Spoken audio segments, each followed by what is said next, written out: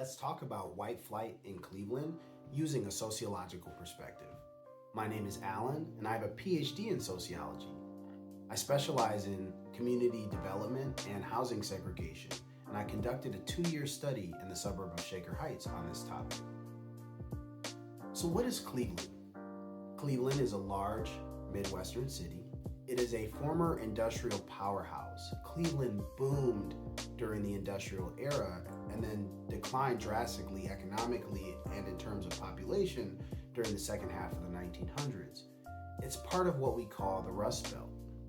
Cleveland is also a predominantly black city.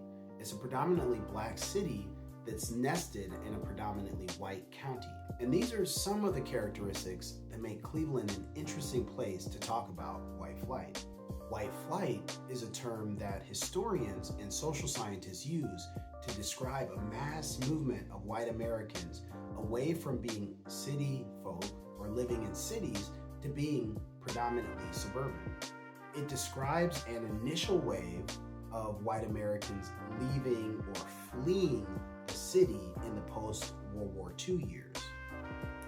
But eventually, as Black Americans and other people of color moved to the suburbs, an uptick we don't really see starting until the 1980s, given some new civil rights protections. There was also another wave of suburban migration.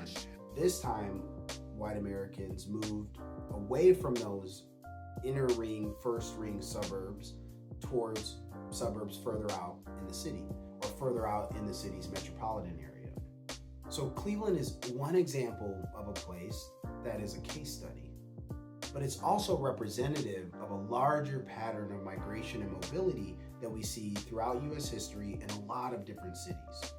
And white flight is just one example of a mass movement or migration of people that affected our neighborhoods and communities. Okay, video getting long. Please leave a comment or question below and stay tuned for a follow-up.